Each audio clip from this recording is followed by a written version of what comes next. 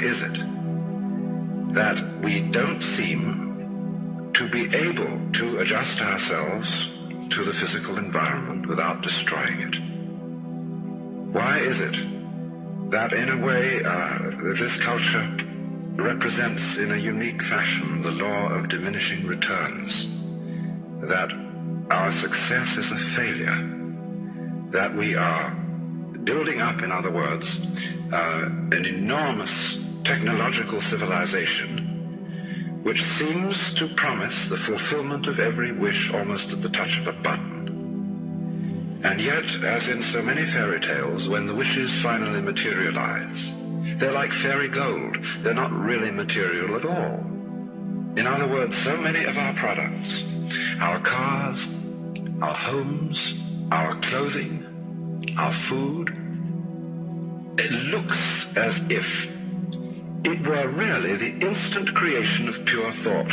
That is to say, it is thoroughly insubstantial, lacking in what the connoisseur of wine calls body. And in so many other ways, the riches that we produce are ephemeral.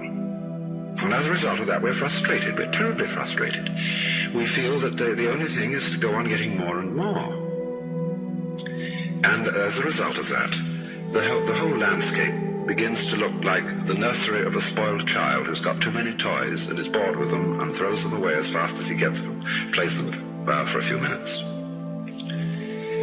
Also, we're dedicated to a tremendous war on the basic material dimensions of time and space. We want to obliterate their limitations. We want to get everything done as fast as possible. We want to convert the rhythms and the skills of work into cash, which indeed you can buy something with, but you can't eat it. And then rush home to get away from work and begin the real business of life, to enjoy ourselves. You know, for the vast majority of American families, what seems to be the real point of life, what you rush home to get to, is to watch an electronic reproduction of life. You can't touch it. It doesn't smell, and it has no taste. You might think that people getting home to the real point of life in a robust material culture would go home to a colossal banquet or an orgy of lovemaking or a riot of music and dancing. But nothing of the kind.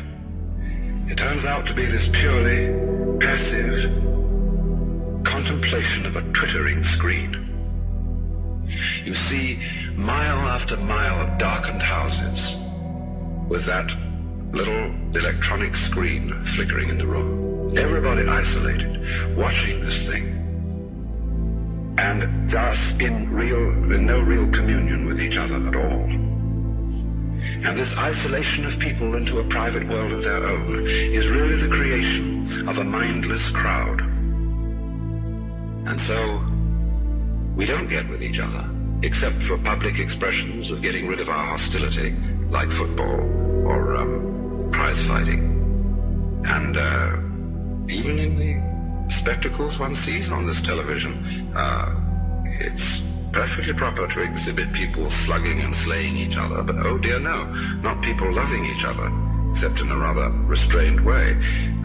One can only draw the conclusion that the assumption underlying this is that expressions of physical love are far more dangerous than expressions of physical hatred. And it seems to me that a culture that has that sort of assumption is basically crazy and devoted, unintentionally indeed, but nevertheless in fact devoted, not to survival, but to the actual destruction of life.